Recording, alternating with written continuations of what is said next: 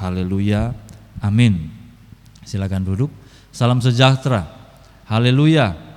Oleh anugerah Tuhan kembali kita sehat kuat. Buktinya bisa bertemu dan mengikuti acara ibadah doa pada malam ini. Diawali dengan pelajaran Alkitab. Saya sudah izin kepada Bapak Gembala untuk jika saya ada kesempatan untuk pelajaran Alkitab, saya akan menuntaskan menjawab pertanyaan-pertanyaan yang sudah sempat ditanyakan. Pada waktu yang lalu yang ada di catatan saya ini ada 15 pertanyaan, sementara yang sempat kita jawab waktu lalu itu mungkin ada 4 yang di catatan, kemudian ada beberapa yang dari jemaat. Jadi kita akan fokus dulu, kasihan mereka yang sudah bertanya sekian bulan yang lalu untuk kita jawab sekarang. Dan saya berdoa jawaban-jawaban ini bisa berguna bagi kita semua yang hadir, juga yang nanti akan nonton di YouTube. Bapak Ibu bisa share ketika ini sudah dirilis di YouTube GPD Kalvari. Ada pertanyaan seperti ini. Di dalam Alkitab, Tuhan yang kita sembah disebut juga dengan satu kata Allah. Allah. Nah, pertanyaannya, apakah Allah yang disebut dalam Alkitab sama dengan Allah yang disebut oleh umat beragama lain? Ya, betul juga ya. Lalu yang bertanya ini bilang, kan sebenarnya ada sebutan lain di Alkitab. Misalnya Elohim, Adonai. Saya tambahkan yang tidak ditulis, Zebaot juga ya, itu ada. Lalu kenapa Alkitab kita menggunakan Allah? Nah, saya jelaskan begini Bapak Ibu Saudara, semua ini berawal dari penerjemahan. Lembaga Alkitab Indonesia memiliki tim penerjemahan. Rujukan pertama dan utamanya adalah teks asli Alkitab. Tetapi Lembaga Alkitab Indonesia juga harus menjadikan penerjemahan versi sebelumnya yang sudah pernah dilakukan sebagai sumber rujukan. Misalnya King James Version dalam bahasa Inggris dan versi-versi penerjemahan yang lain. Nah, waktu Alkitab diterjemahkan ke dalam bahasa Indonesia dan Alkitab yang ada di tangan kita ini terjemahan baru kemudian dicetak, dia harus setia kepada maksud bahasa asli tetapi juga menghargai penerjemahan sebelum. Waktu orang Kristen pertama awal-awal masuk ke Indonesia, maka padanan yang paling umum terhadap kata Elohim adalah kata Allah. Karena sudah dikenal terlebih dahulu oleh umat beragama yang lain, sehingga dipakailah itu. Kenapa ini hari-hari ini atau bukan hari-hari ini? Di beberapa kalangan sejak beberapa tahun yang lalu menjadi masalah karena memang ada tren, misalnya di Malaysia, umat beragama lain itu mau melarang penggunaan kata Allah itu. Mereka mau kata Allah itu eksklusif pada agama mereka. Lalu orang Kristen merasa risih dengan tuntutan itu, sehingga kita bisa temukan sekarang Alkitab yang dicetak, Allah itu ditulisnya Elohim, Tuhan itu ditulisnya Yahweh. Tetapi menurut gereja kita, gugatan sebagian orang, apalagi di Malaysia, tidak perlu mempengaruhi tata penggunaan kata di kita, selama itu tidak mengganggu dan memang tidak sesat. Kalau kita rujuk ke Timur Tengah sana, kata Allah ini dipakai oleh agama yang lain, tetapi secara tradisi Kristen, duluan siapa agama itu? Agama Kristen kita bisa bilang melembaga di sekitar tahun 100, bahkan sebelum tahun 100 Masehi.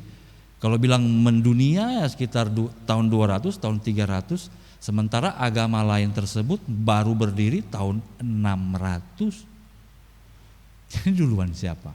Dan sejak awal penyebutan kata itu ketika masuk ke masyarakat berbahasa Arab sudah dipakai Allah.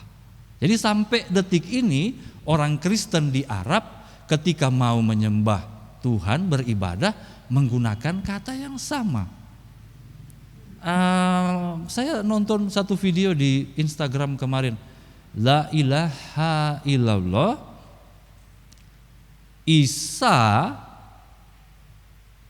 saya lupa ya, saya tidak menguasai bahasa Arab.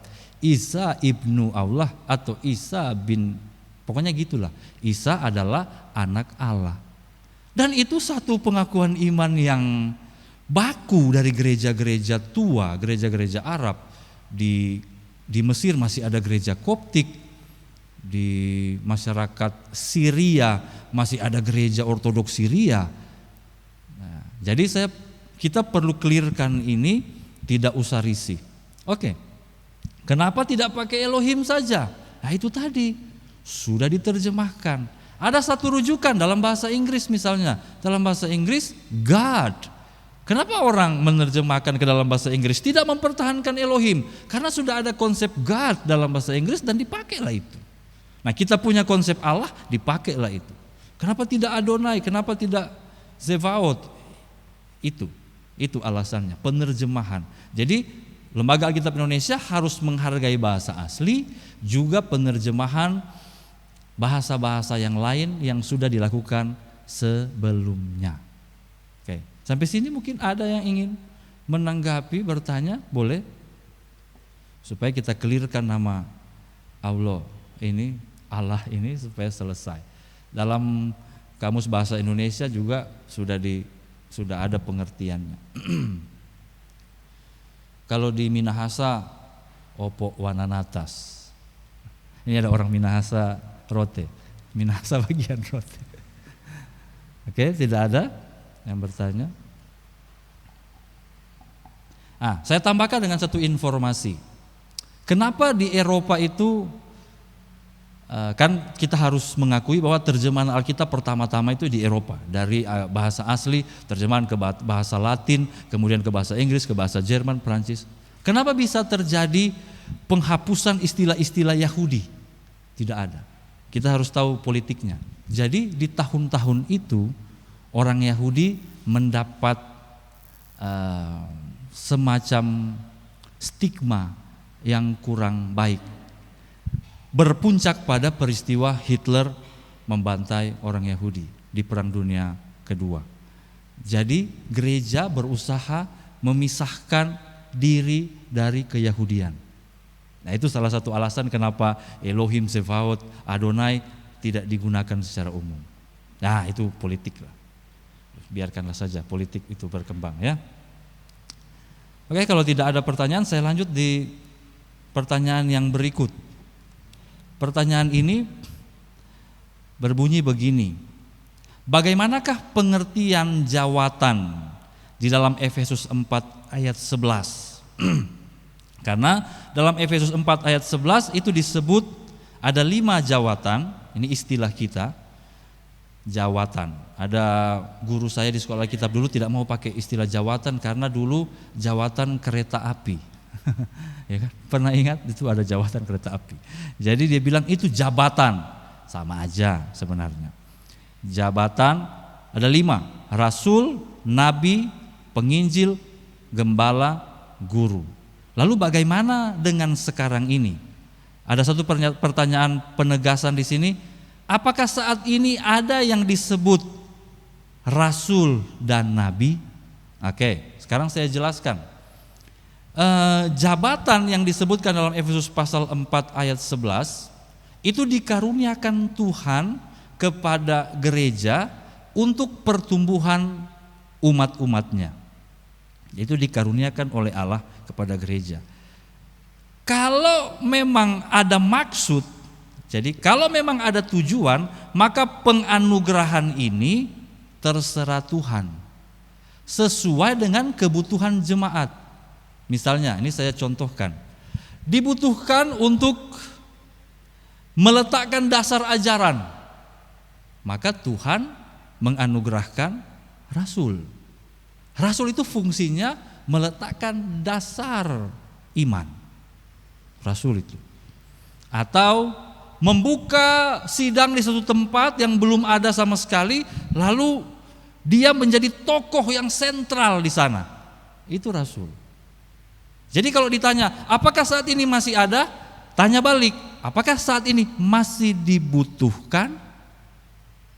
Namanya karunia itu ada tujuan untuk jemaat bertumbuh, tentu saja harus sesuai dengan kebutuhan. Setelah jemaat terbentuk, maka perlu ada penyampaian firman. Penyampaian firman yang tegas, penyampaian suara Allah yang didukung dengan kuasa dan mujizat, maka tampillah nabi. Nabi penyambung lidah Allah. Dia akan menyatakan apa yang harus dilakukan jemaat yang baru bertumbuh, apa yang harus diperhatikan. Masih adakah nabi hari-hari ini? Tanya balik, apakah masih dibutuhkan jabatannya? Kalau zaman dulu memang harus ada jabatannya. Ini nabi ini. Yang berikut, yang ketiga, penginjil. Penginjil setelah jemaat kemudian sudah berdiri, pemberita Injil kemudian harus berjalan melanjutkan berita itu, menyampaikan kabar baik. Dan pemberita Injil itu harus berasal dari jemaat yang sudah bertumbuh, dan dia kemudian berjalan memberitakan Injil, memberitakan firman. Ada dua, eksternal keluar dan internal di dalam. Tapi kalau zaman sekarang penginjil-penginjil top sudah jarang yang eksternal, paling banyak internal. Beta mau berjalan penginjilan dulu. Di mana? Di GPDI Kalvari. Itu bukan penginjilan. Oh, ini penginjilan internal. Oh, neo dari Bapak sah. Kita harus kritis juga. Bilang penginjil tapi dia pun kerja jalan dari gereja ke gereja. Itu tidak lengkap, tidak seimbang. Harus juga seimbang dengan penginjilan eksternal, menjangkau jiwa-jiwa. Apakah masih ada? Tanya balik, apakah masih dibutuhkan?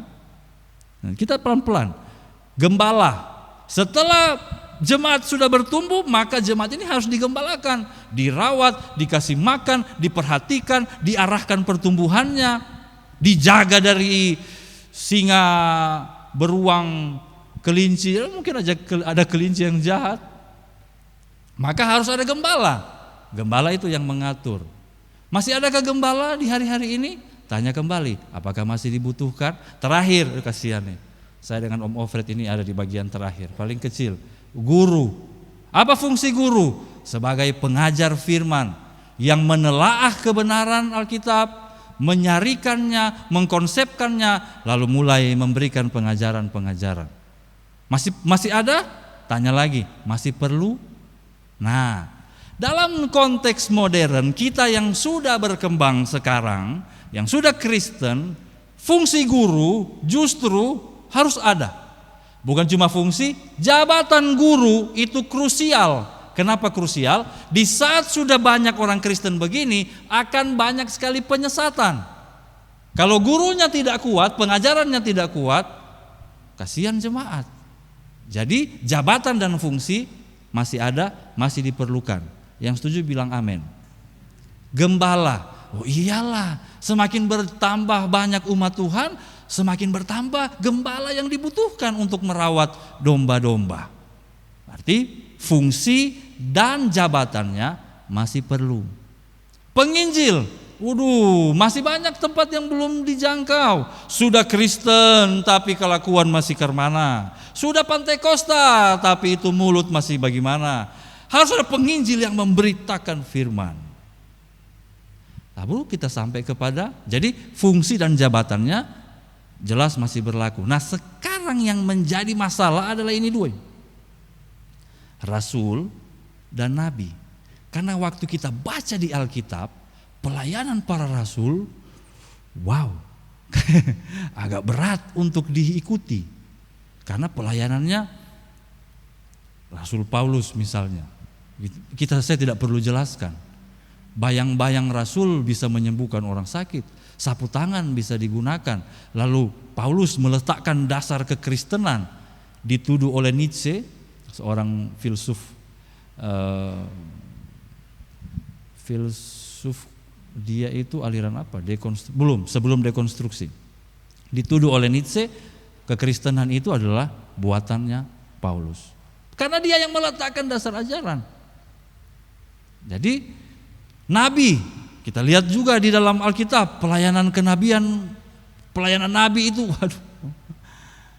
Nah, karena dua pelayanan ini digambarkan di Alkitab sangat-sangat fantastis, sehingga di zaman sekarang orang hati-hati. Siapa di sini pernah dengar ada pendeta bilang saya rasul? Jarang. Karena begitu bilang saya rasul, wih sabar dulu, lu ke mana model lu pelayanan? Tuh. Saya yakin Tuhan masih menggunakan, harus memang gereja membutuhkan pelayanan kerasulan dan kenabian. Cuman fungsi dan pelayanannya yang pasti masih dibutuhkan dan pasti masih ada, tapi jabatan itu yang bagi orang per orang menjadi berat dipikul. Sehingga orang lebih senang bilang saya penginjil daripada dia bilang saya rasul. Itu agak berat. Satu kali di sekolah Alkitab saya menjelaskan soal kelima jabatan, lalu saya tanya kepada siswa-siswi, ayo siapa yang kira-kira mau jadi apa ke depan? Ada yang angkat tangan. Gembala, kenapa? Ada perpuluhan, oh ya. Kau mau jadi apa?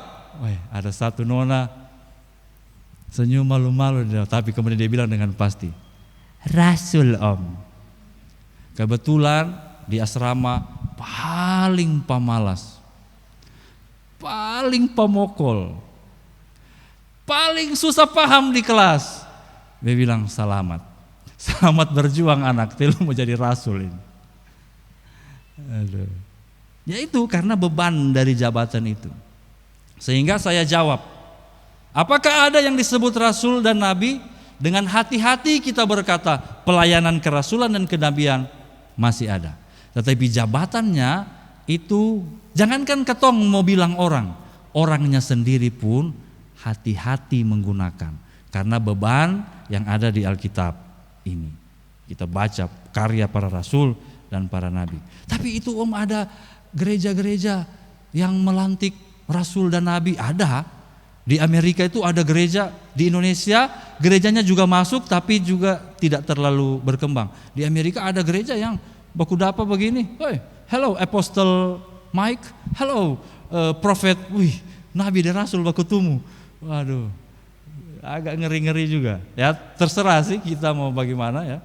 Cuman sikap dari GPDI, pelayanan kenabian dan kerasulan masih ada, jabatan itu yang kita agak takut pikul. Sempat ada pernyataan dari seorang ketua sinode sekian lama dari gereja lain yang berkata, rasul GPDI adalah Ahamandei. Nah, itu ada di media massa itu. Pendeta Ahamandei adalah rasulnya GPDI. Pak Ofred setuju? Ini kan masih terjadi. Bahkan sekaliber Ahamandei pun kita masih sabar dulu. Karena apa yang ditulis oleh Alkitab tentang dua jabatan tersebut. Kalau fungsi aman. Saya kira itu mengingat waktu. Satu lagi terakhir. Terakhir ada satu pertanyaan. Masih ada beberapa, nanti kalau saya dapat kepercayaan PA lagi saya tuntaskan sampai selesai. Atau ada yang mau bertanya soal yang tadi 5 jabatan khususnya rasul dan nabi? Belum ada? Oke, saya tambahkan satu yang harus saya jawab. Minta maaf saya tidak buka pertanyaan langsung karena kita selesaikan dulu yang sudah bertanya sekian bulan yang lalu dan belum dijawab. Dia bilang begini, tanya begini. Saya membaca Yohanes 1 ayat 46. Bunyinya begini. Kata Natanael kepadanya, mungkinkah sesuatu yang baik datang dari Nazaret? Pertanyaannya begini, pernyataan dari Natanael ini seolah-olah menunjukkan pandangan bahwa keadaan Nazaret itu jelek. Mengapa? Oke, Saya jelaskan, secara geografis Nazaret itu agak utara, dekat dengan Syria, di bawahnya itu ada Samaria. Sebenarnya Nazaret dan daerah sekitarnya itu subur, dan daerahnya itu adalah jalur perdagangan utara ke selatan. Jadi sebenarnya daerahnya baik. Tetapi karena situasi daerah tersebut, rata-rata orang di Nazaret dan sekitarnya itu pekerja kasar, petani, dan kemudian yang tinggal di tepi danau Galilea, nelayan, peternak. Sementara di bagian selatan tidak terlalu subur.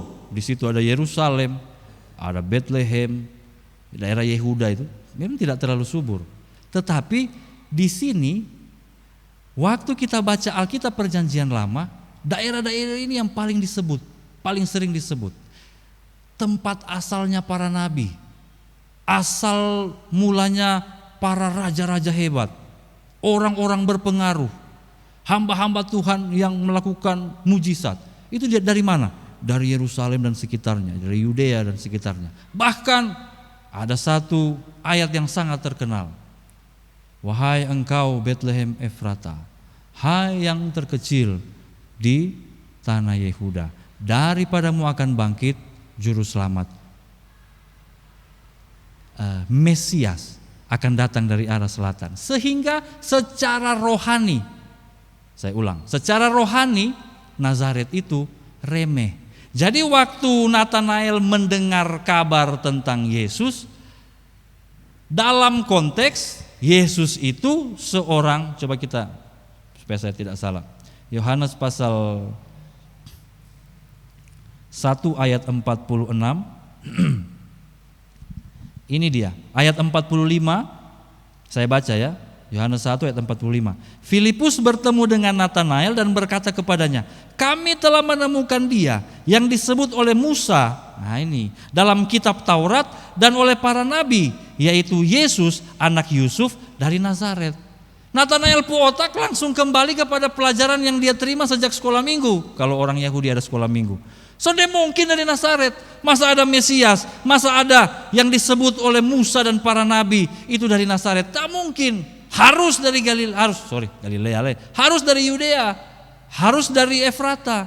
Masa dari Nazaret? Maka ayat 46 dia bilang, mungkinkah sesuatu yang baik datang dari Nazaret? Jadi ini menunjukkan anggapan masa itu bahwa Nazaret hanyalah tempat di mana orang hidup berkarya secara jasmani. Tidak ada yang baik secara rohani datang dari sana.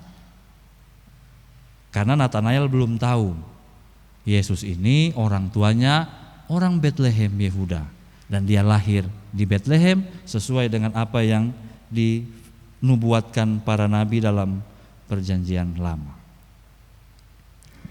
Saya rasa demikian, saya berharap sudah bisa menjawab beberapa kebingungan jemaat. Ada yang mau menanggapi soal ini? Tidak ada? Baik, mari kita mengambil tempat di kaki Tuhan, kita akan berdoa.